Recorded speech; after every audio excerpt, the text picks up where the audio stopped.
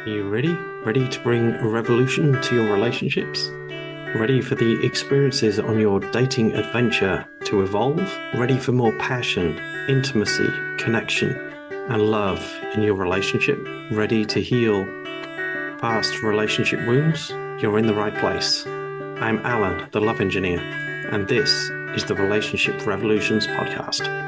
In this series, you'll get guidance and tips from me, interviews from other relationship experts, insights from couples who already have a great relationship, and other mind-opening conversations. G'day, and welcome to the latest episode of Relationship Revolutions, where today I'm joined by my guest, Zuzana Mukumayi.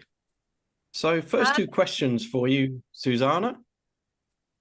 How are you and where are you? I am good, thank you, though it was a bit cold today, only 22 degrees, which brings me to where I am. I'm in Zambia, and that it will be my 10th year this year, so it's anniversary year. Zambia, is that you say that's your 10th year there? Where were you before? I was in Uganda for 2 years, and before that Sweden, and that brings me to my home country, Czech Republic. That's where I come from. Interesting. So you've certainly moved around a bit. Yeah, it was not a Which is your plan, but that's what happened. which has been your favorite country to live in so far? That's a tough question. So I really love Sweden. That's my love country. I really hope I will be back at some point. Then I love Mongolia. I lived there for 6 months. I didn't mention that. That was always my dream country. I have no idea why, but I completely loved living there, even though when I arrived it was minus 30 degrees. And Zambia is a good country. I came for work. I never managed to leave, so I think it says something. But as I keep staying longer, there are some things that I don't like that much, but I guess it happens with every country. So you mentioned you've gone to Zambia for work. What is it that you do? At that time, I was in humanitarian aid and development. So that was the work I spent my entire life working on humanitarian and development projects, and that's how I got to Zambia. And then eventually what I'm doing right now, mostly I do life and accountability coaching. So I shifted when my child was born, as it happens with many women, we change when our children come. Yeah, children change many things in life, irrespective of gender. But so what area of life coaching is your speciality at the moment? Yeah. So it was a bit of soul searching, and perhaps it's not complete yet. I started with coaching in intercultural relationships, and I guess that's what we will talk about today.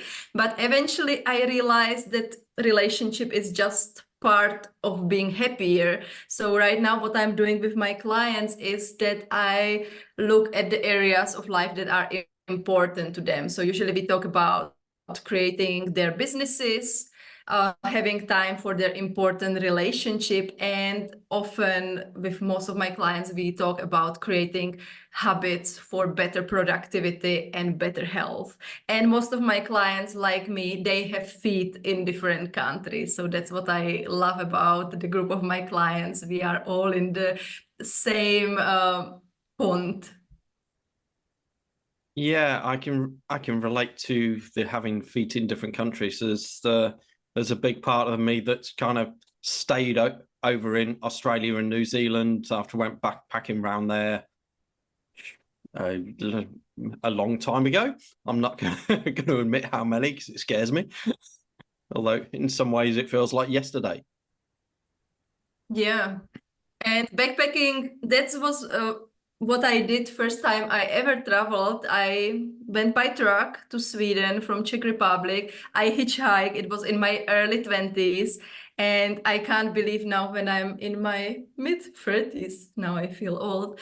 that now I wouldn't do it. I would be scared, but in 20s, it was the most amazing experience.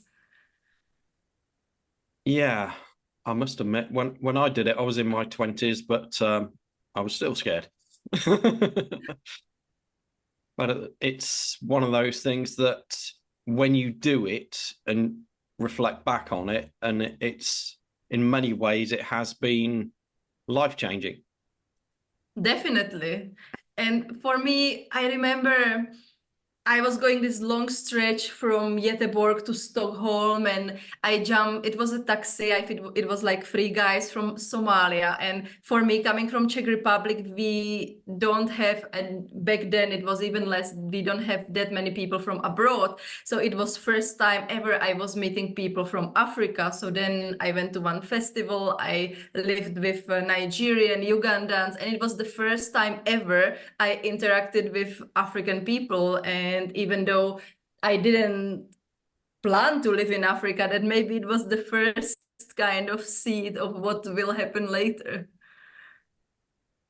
Yeah. So would you say the traveling experience affected your decision to go into intercultural life coaching?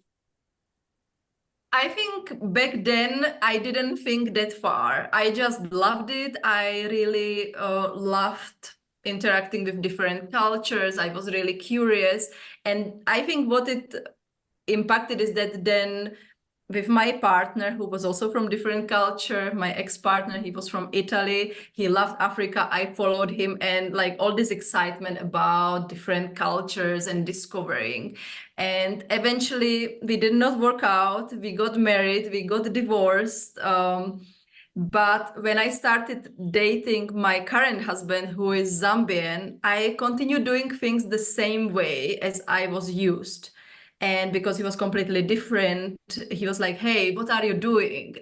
Like, you can't be in a relationship like this. And I think this was the moment when I start being interested in thinking more about relationship, thinking more about myself. And when I decided to start business, that's why I decided to do intercultural relationships, because I didn't want women to go through the same mistakes I did. Yeah. What were some of those differences for you? Well, there were many. I like sharing, it's my favorite one, about the TV. Like, our biggest arguments with my husband were about the TV. And I come from a family, we would have one TV in the house, you would just switch on when you wanted to watch a movie, and that was it. When the movie was over, you switch it off. So when we moved in, we had not many things in the apartment. Basically, there was mattress, gas stove, and a TV. And I felt that TV was stealing the attention from him that was supposed to be mine, right? And we had lots of arguments about this. And I think it took months or maybe even years to realize that I had it completely wrong. Because for me, a TV was something that was stealing attention. Uh, for him, in Zambia, the perception of the TV is completely different than in Czech Republic. And specifically for him, it was about the TV was symbol of home. When his parents moved together, they got a TV because that meant they are serious together. And for him, I moved in quite quickly. It was quite unexpected for him, and he wanted me to feel home. So he put on the TV, even though we didn't have even a TV stand. And he wanted me to to be home, but I interpreted it completely different way. So this is just like the one small thing which I love remembering. We still have the same TV, and he still makes joke about it, but we made it through that. Yeah. As when I got married, I married a lady from China, and I can certainly relate to the cultural differences. Most of them I wasn't really aware of when we got married. Just these little things keep coming up, even more so once we'd got children, because our upbringings were so different. And one of the things I look back on now and think, well, how different would it have been if there had been some kind of guide, or we'd have known how to have those conversations in the beginning? Because it is almost like you both grow up on different planets, and then you get put in the same box together, and your expectations are very, very different. Yeah. And as you say, often it's in the small things, right? Like I once remember we were somewhere in public, and what I did is I touched my husband on the head just like this.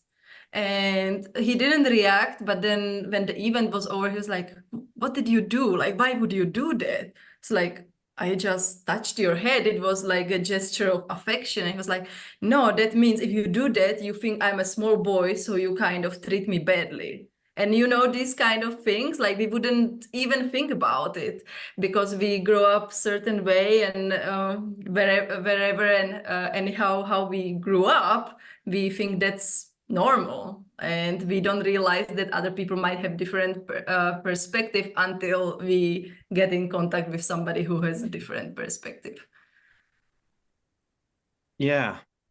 Yeah, and I speak to a lot of people, few people about intercultural relationships and having relationships with somebody from a different country, and they say, "Well, what do you think about it?" I says, "Well, are you having a relationship with somebody from that country because you want a relationship from that country, or have you happened to meet somebody who just happens to be in that country that you've got that deep connection with?"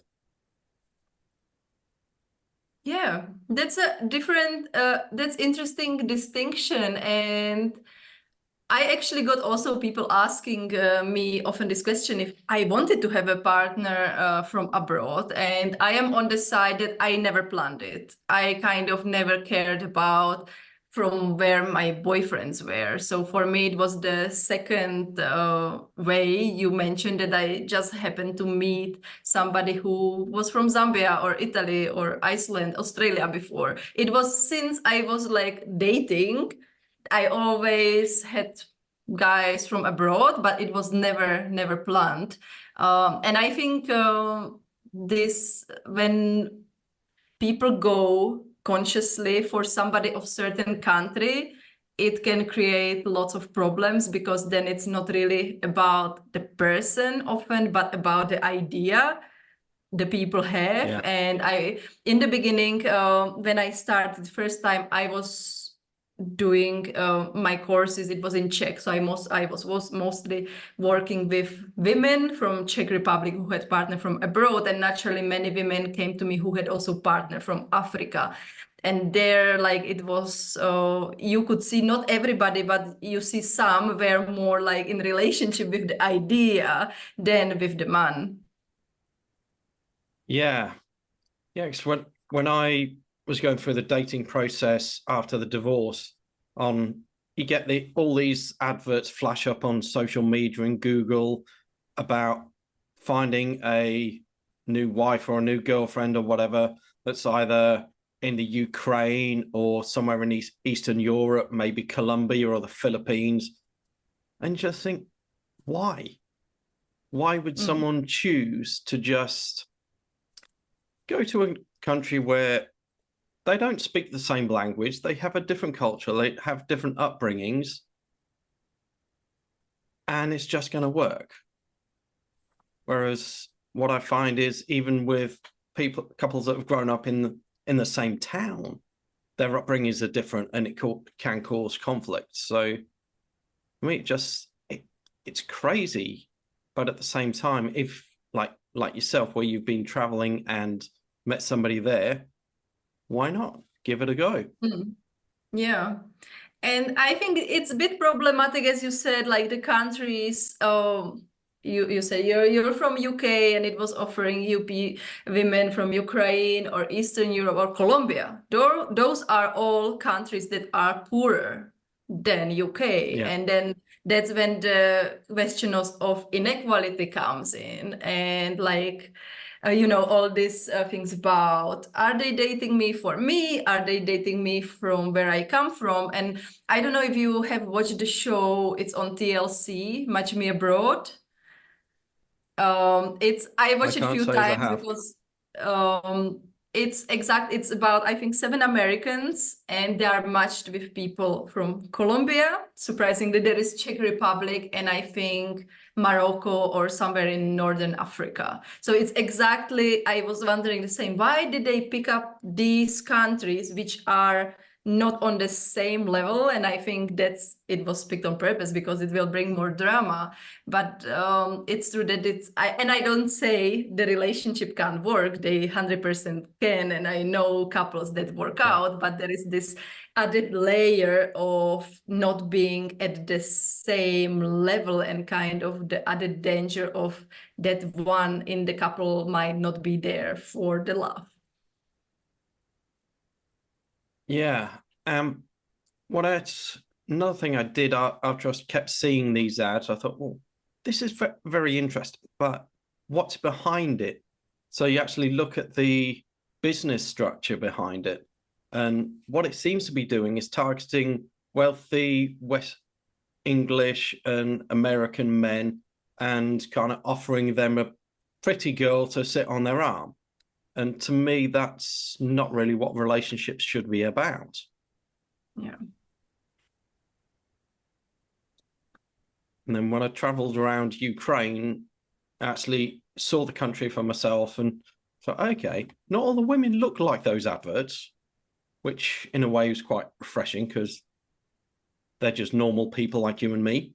But also I'd got this illusion of Ukraine being so say poor, but at the same time, you walk through the high street in Kiev and you've got the same Louis Vuitton, you've got Ferrari shops and all this kind of thing where you don't buy anything unless you've got money. So there are people in that country with money, and at the same time, there are also people there that haven't. And I think those businesses target a lot of pretty students that want to earn some extra money while they're going through university and just go out on these dates with foreign men and a translator. And that's where most of it stops. It just seems to be a bit of a money pit. Yeah, I agree. And I mean, I think it doesn't matter from which country you are, but usually, like, at some point you will be on that end, which is about like attracting some stereotype, right? So I'm from Czech Republic. Uh, it's right in the middle of the Europe. We were not the part of the Soviet Union, as some people still think. And when I went to Italy, as I said, my ex-partner was Italian. I got these stereotypes, all about coming from the poor country when we are normal country as Ukraine was, let's say, before the war. And all the misconceptions like that Czech women or East European women are easy. Like you wouldn't just sitting on the bench alone in a park couldn't pass without somebody coming to me and asking me questions and things, just like not letting me alone sit and read a book. And yeah, it's sad that it still happens, but yeah, I guess this will never die. Yeah. I think some of that comes down to just having that little bit of a difference to what the people there are used to. Yeah. I got a job in Italy because I had a blonde hair. I remember I was looking for a job as a waiter. I was still studying, so I wanted just something for 3 months. I could not speak Italian. I just learned the sentence, "Hello, I'm looking for a job." I got a job in 2 weeks. Then we had an Italian friend who was a waiter. I mean, up to now, I can't carry like more than 2 plates in my hand. She could not find a job. I got it just because of the hair. Crazy, isn't it? Yeah, I mean, it was good for me at that time, but if you look at it generally, it's crazy, yes. Yeah. So what are some of the biggest challenges that your clients have faced with an intercultural relationship? Well, I am thinking the one that comes to mind, and that's more specific to women who have a partner from Africa. Usually, the biggest challenge would be around money and money being sent back to the African family in case they lived in the US or in the Europe, because this is something I think that's a big culture difference we have as like when it comes to giving money, supporting relatives with money, loaning money, like the area I come from, maybe it's similar in the UK. I don't know, you will tell us. But if you go and borrow money from somebody, it means you must be really in trouble and you would go to very close people. You wouldn't go to somebody you just met or, you are not on very close terms. Meanwhile, this is different in Africa. And I mean, also generalizing Africa, I don't want to do that because there are over 50 countries and it's really different. And in each country, it's really different. But let's say it's more common that people, once somebody has a job, they not only they support their immediate family, but they support maybe the kids of the brother to go to school or some cousins. They borrow money to the friends. So it's much more like it's this could be for a long discussion. Also, we discuss it many times with my husband, and I would say we did not have this challenge, luckily, because he is a bit different in this, and his family is very small. But it can really drag one person down. Like it's not like everybody in Africa is poor, but it's really hard to get official job. People usually hustle much more. And this is again, we have this stereotype about Africa. People don't work. But in my experience, people work much more because the opportunities are less and people really need to have 2, 3, 4 streams of income to make living. So they work really hard. So when somebody starts to do better, then it's really hard like to keep it and keep growing if you have 20 relatives, distant relatives who have their own families supporting. So the women I work with, usually they have challenges with this because they are like, hey, we have a family, like what about our savings? What about us, like, planning for apartment, while the partner would be sending lots of money back to relatives and friends in Africa. Yeah. Whereas over here, firstly, a lot of us are taught or conditioned from an early age, you don't talk about money. So I could see how that would bring a few challenges, especially in the culture where so much of life is about buying stuff. You can't buy any stuff if your partner's sending all the money back to Africa or wherever. Yeah, that's a good point, and it comes also to the love languages, right? And that's something what we had issues around with my husband, because I was like, am I ever going to get flowers? And now I know that probably it happens like once in 5 years, and if it happens, it's a fake flower, like not the real one. Because then like his love language would be the service. So he would make sure that the car has fuel, or he would repair the car, or on the way home, he buys bread and tomatoes and these kind of things. And, I don't think when I chatted with my like Zambian female friends, like they're not interested in flowers. So this is also very cultural. Like we would like to receive these flowers, nice things. And here it's more about things you can use in real life, like talk time for the phone, or going to the hairdresser and this kind of things. Yeah. Love languages are a fantastic tool. It certainly helps a lot of couples work things out. Although when I was married, it's like, what is your love language? It's a lot of the time it felt like the only love language she had was money.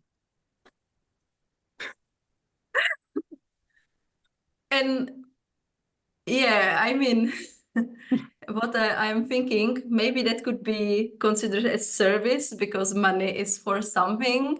But it again leads to the same discussion of like, is somebody in the relationship for the love or for money. And this is also interesting culture difference, right? Because in some cultures, marriage, it's economic relationship. It's not the way we perceive it. And I think it's good that I think we brought it up. It's because coming from Europe, I think your one will be similar to mine, is we marry for love, right? We don't care about the money. We don't care about these things. We marry for love. And we somehow think that if somebody marries for money, it's less better, but it's just different. It's different culture. And like just comparing the two, like our one is better, that's just being superior. And that's what we don't want to do.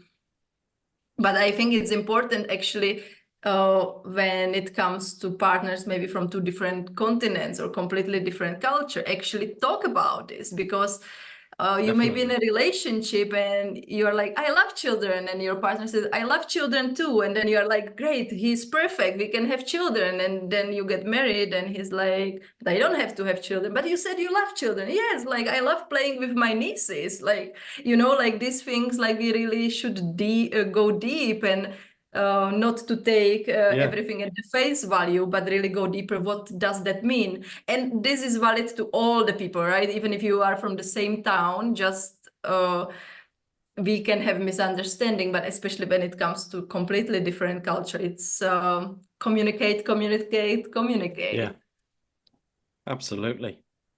Yeah, because I think, well, there are four or five big topics we're taught not to talk about: money, sex, religion, and politics. Whereas those things can be the biggest dividers. So why not find out if your potential partner is online before you get married? Yeah. I mean, that would be great if people did it, and I think they would save themselves lots of troubles.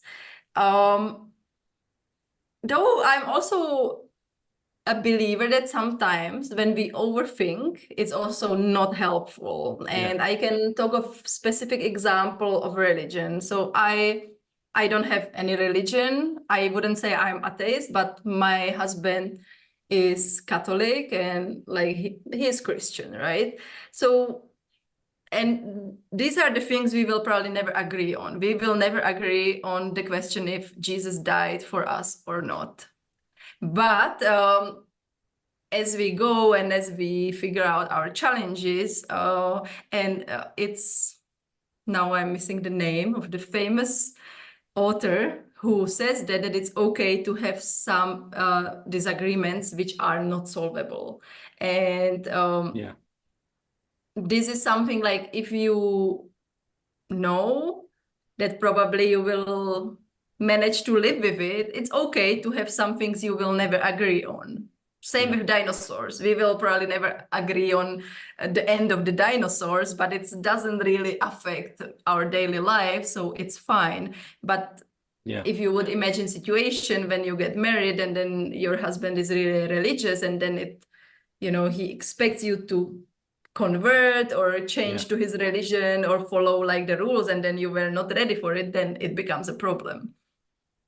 So if you can't accept your partner in that instance, whereas he's accepted you as you are, if he'd have come to you and said, well, if you're going to marry me, you've got to become a Catholic, you've got to believe this, you've got to do this, all of a sudden it feels like a very different dynamic. Yeah. And often this is not talked about, and it's only discovered after the marriage, and people get surprised. And I love watching, I don't know if you heard of Psychology of Seattle. It's Dr. Honda. He has a podcast and he does the analysis on the 90-Day Fiancé, which is built all about like this kind of relationship, like somebody from America going to some like poor country, usually different religion, and then people get married in 90 days and you are like, why did you get married in the first place? So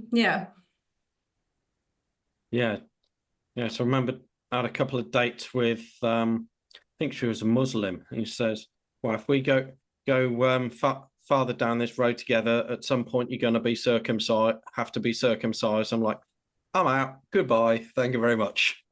Yeah, Like, so it's no. good, that you found out during dating, not after getting married. Yeah, definitely. Well, I don't think there would be a marriage without it. So, but no, because I don't see myself as religious either. Spiritual, yes, but that's a very, very different thing. And I like what David Bowie says, where he says, religion is for those who fear hell, spirituality is for those who have been there. Okay, I like that because I would say also I'm spiritual, not religious. So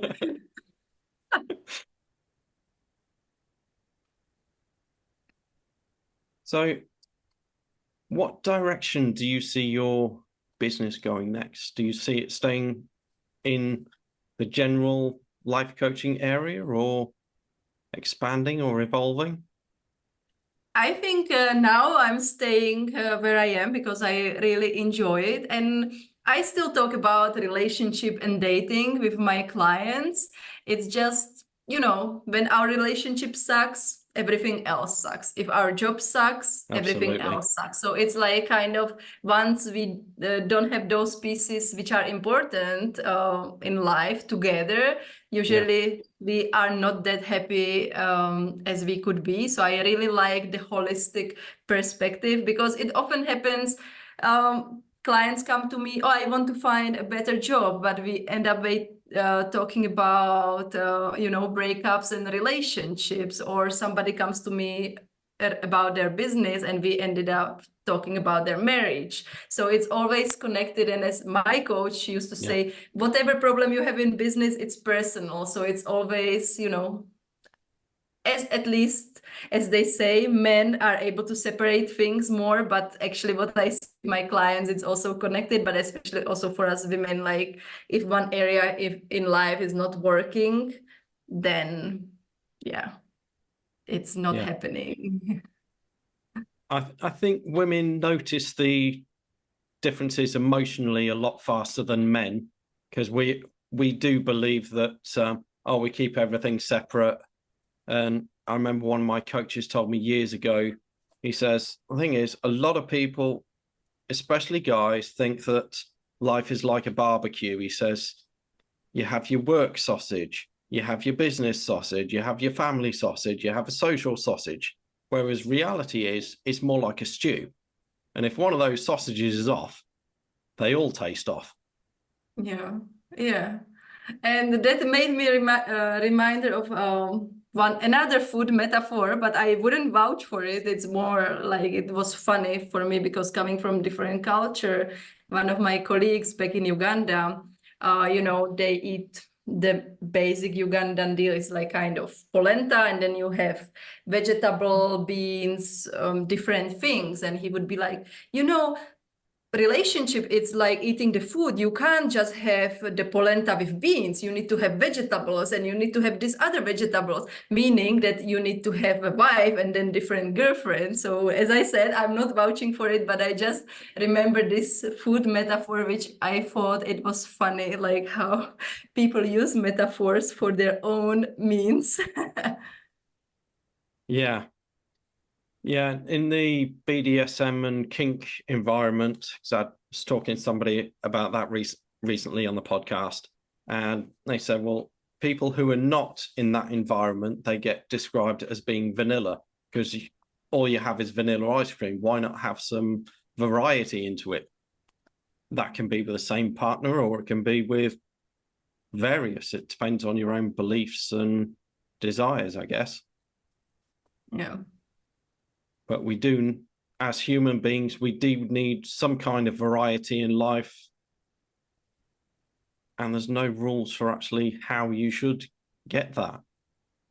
Yeah, and it's an interesting point actually, because when it comes to relationship, especially maybe if you live abroad, like sometimes we displace things, right? Like we start to get bored in relationship, yet it's not actually about the relationship, but it's about the community you live in. And sometimes like what we need is another friend, not another boyfriend. And but the way we are used not to deal much with our emotions, and we often don't really, how many times you heard people saying like, how do you feel? And they're like, I don't know, like, I don't know what I want. And that's how we are. I think it's natural also, but it's also a skill we can develop. So often I think relationship don't work out because we misplace the needs we have, and maybe if we did something different, the relationship would be still there. Yeah, and I think a lot of the time we're not actually consciously aware of these needs. We kind of feel like there's something missing, but I don't really know what it is. Maybe that thing over there will get it, fill the hole, or that thing over there will fill the hole, or that thing behind me will fill the hole. It's only when we actually look inside ourselves and say, well, hang on a minute, what is this gap in me that feels like it needs to be filled? And often I would say it's really difficult to find the answer when we are in that moment. And often we see it only as the years pass, because when, as I said, I got divorced, and it was me who wanted to get divorced. And if somebody asked me, I gave them some responses, but then I knew it was not the real one, not the one which went to the core, because also myself, I didn't really know. I just knew like I was not that happy. I didn't want to be. And it was a process of 2 years. I mean, it took me 2 years like to get to that point when I said finally, let's divorce. And it's complicated. And sometimes I think we just have to go through our mistakes to learn something. And I am really, as a coach and as a human being, I believe that whatever happened in the past, even if it looked terrible and we felt terrible, it's probably part of our journey. I like the metaphor of perfectly written novel, right? That we are maybe on the page of 136 out of 279, and that happy ending is there, and we just don't know what is going to happen, but it's like it was written there, and maybe it's not true, but I think it just gives us more positivity and confidence, and that's what's important. So what did you learn about yourself going through the process of divorce?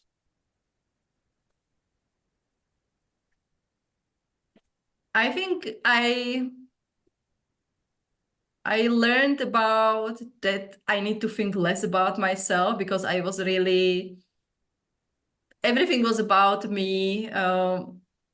We did always what I wanted, and I learned to start thinking how whatever I say or do impact the other person, because naturally I'm the kind of person, I talk a lot, I talk quickly. You saw how I jumped into your talking in the beginning of the podcast, and it's just like I have the high energy, and sometimes I act much faster than thinking. So I think this is what I learned, is like one thing, like really try to think how the other person might be impacted. And then maybe this is not learning from the divorce, but from the beginning of my relationship with my husband now, is that there are different ways how we deal with conflict, and they are both okay. So I need to learn how to respect the way my partner deals with conflict. And I don't know how many arguments we would have an argument, but then we would end up arguing because I felt like I can't go and sleep when the argument is unresolved. I need to talk about it, and we need to go to every detail about it, and then we can go and hug each other and sleep. But my husband is like, I need to be quiet. I need to think about it. Tomorrow I will be okay. So in the past, if I would just shut up, he would be fine in the morning. But what I did, I kept talking. We would talk up to like 3 a.m. I would be crying the entire time, and then we wouldn't talk for the next 5 days because I didn't give him the space just to be quiet and think. So this is what I learned. Like, if we argue, and I really have to say, the arguments which would last like 5 days in the past, now it's done in 30 minutes. Is really a great improvement. But I just learned like, okay, I'm going to read my book. It's not meaning that my day is ruined. It doesn't mean that our relationship sucks. It doesn't mean we are divorcing. I'm just going to read my book, and he's going to be fine. Yeah. So men do tend to take a little bit of time to process what you've said and work out what it means and sort of see your side of things as well, which a lot of women will do that in the moment, but men, because we're men, just take a bit longer with that. And it's okay. We just need to kind of learn it, I guess. Yeah. And I think not only do we have different love languages to other people sometimes, we also have different fight languages. Yeah. I'm thinking, what is my fight language?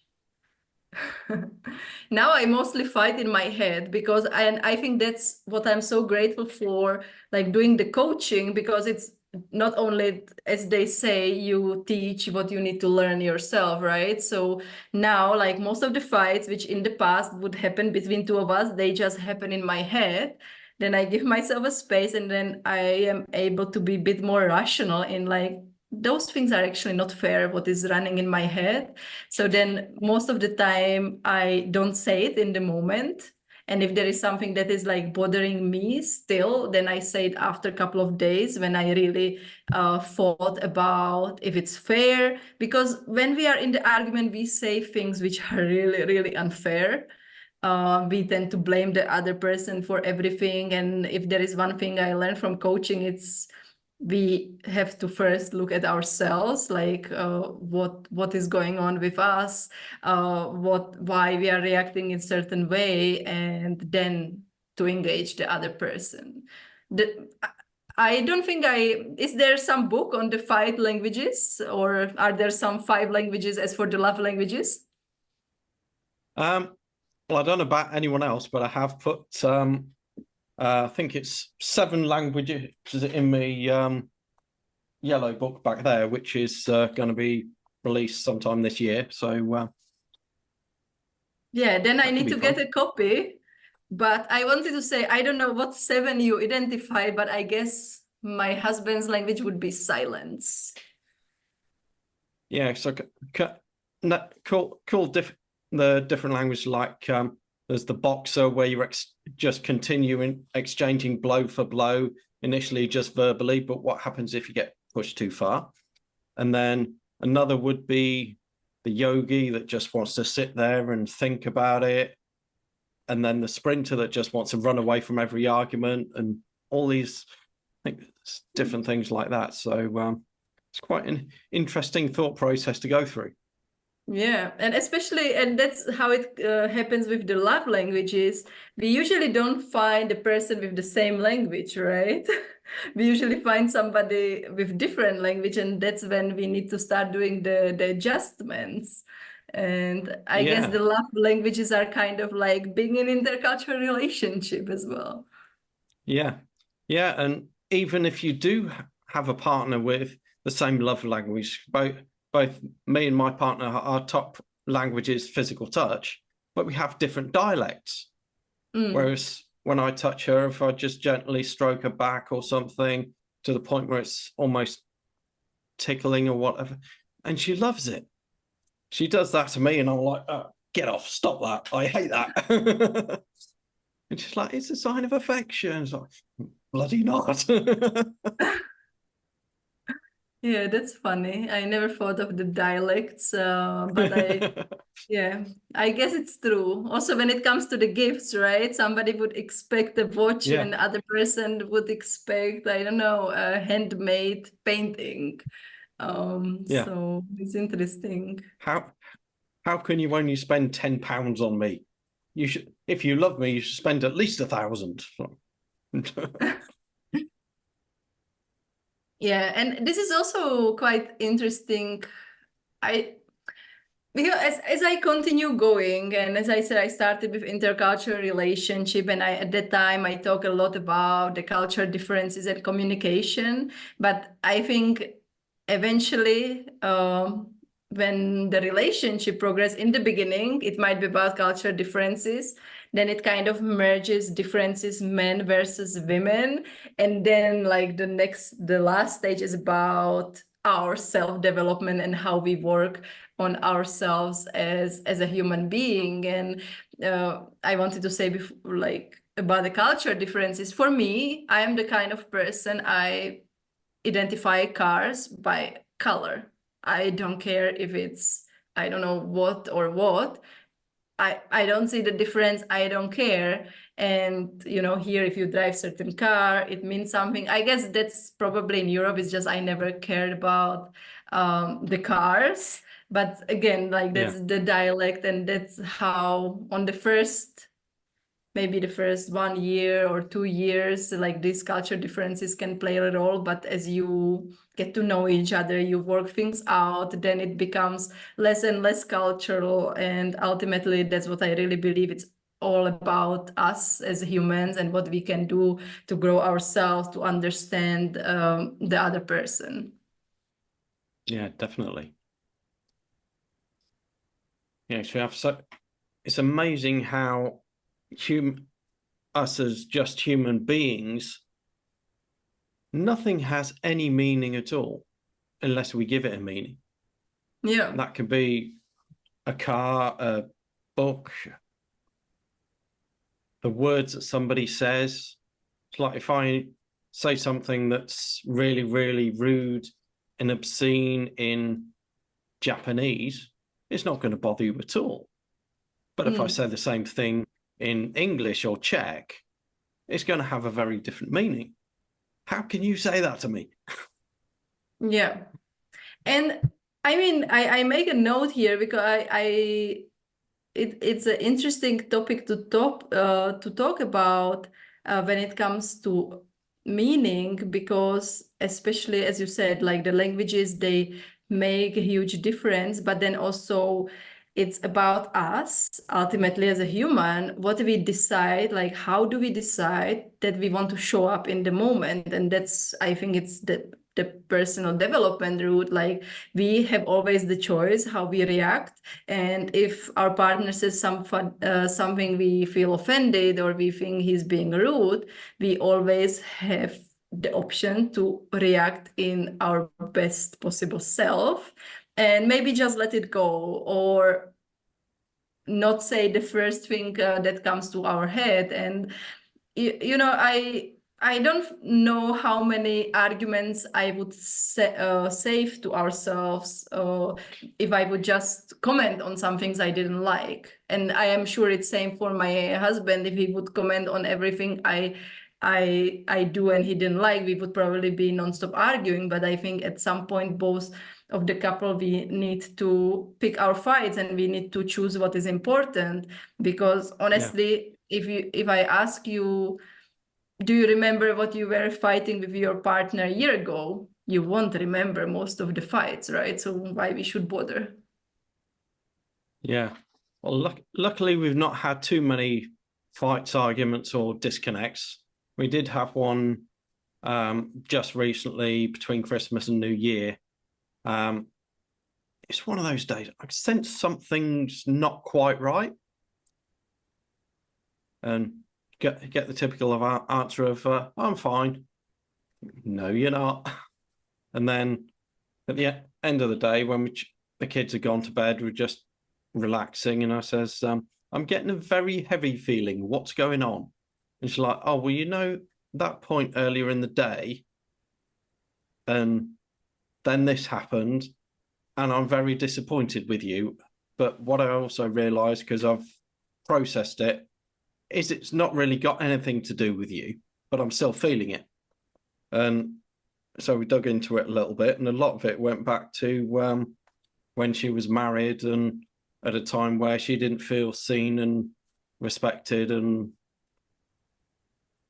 also her upbringing that says, oh, you've got to put other people first, and they've got to think about them, and not everyone comes from that place. And just after we'd actually had that conversation, the energy completely shifted. And you see, you had a conversation, you didn't have a fight, and that's I think what we were talking about, that like once we allow ourselves to have the time for processing it, like we react completely differently. Also seems like Christmas is perfect time for conflicts. So me and my son, we were going for 2 days for a trip, and I think 2 months ago, my husband told me, like, don't worry about the transport. I will organize the car for you. So I was like, okay. Then the 2 days before going, I was like, so how we are going? And he was like, oh, I didn't find any car yet. Just call a taxi. And I was like, huh? And I didn't say anything. I was very disappointed. I was upset. Like it was going on in my head. It's like, how does he promise me to take care of the transport and then he tells me to take a taxi to the bush? Like we are talking about Africa. It's not like we are talking about taking taxi from one place on a tarmac road, right? We were going to the bush and no taxi would be taken there. So I organized my own car. And then as I was processing, I was got back to the topic that since I was growing up, I felt like I have to do everything alone. And like this kind of incident, it hit this pain I have in myself. So Yeah. eventually it was a bit about him, but most of it was about my luggage. And what happened, I didn't say anything. We went on a trip. The first day I felt like I don't want to even text him anything. But I mean, then we came back and then I told him, look, I was really disappointed that you didn't organize the car because you said you would. And that was it. Like we didn't have any argument because in the past, what would happen, we would argue about it. It would ruin our holidays and wouldn't be helpful. So now I just chose not to. Yeah, it's amazing how on this journey of growth or growth adventure or whatever we call this thing, how we deal with things today, and you look back in the past and think at how you dealt with the things back then, and it's completely different. Yet you still feel like the same person. Yeah. I can't really imagine like those nights in the beginning of our relationship. We would live in the same country, but I was working on the other side of Zambia, which here, it's like 32 hours on the road. It's not the distance is big, so we would meet every 3 weeks. And the arguments we would have on the phone, like I would spend whole night crying, messaging, and I can't really imagine doing, as I said, like our arguments now are very rare and it happens like 30 minutes, 1 hour, and it's done. And I guess it's really also about recognizing that this is a skill we can learn. Communication is a skill, and this is not to say that we should allow somebody to walk over us and kind of go beyond our boundaries. Like that's super important, like to know our boundaries, and they say stop when it's over. But just like learning how to let go things that are not important, or ask yourself, what is more important for me? Like prove that I'm right now, or have a nice evening with my partner. Yeah, definitely. So if anyone's listening to this or watching the video somewhere in the online space, and they would like to learn more about you, where can they find you? What's the easiest way for them to reach out? So either I would say LinkedIn or Instagram under my name, Zuzana Mukumayi, and I have the website of the same name. So if somebody is interested in learning more about you, I think most information is about the website, more about. And then if you feel like you would want to explore working together, I am always up for a call to get to know each other, because I think being a good match, it's super important. And yeah, I will be happy to hear from you who is listening. Excellent. And final question for today. It's a question that I ask everybody. I just don't tell them about it. And that is, as this podcast is called Relationship Revolutions, what is one thing from your perspective that would bring a revolution or evolution to the world of dating and relationships?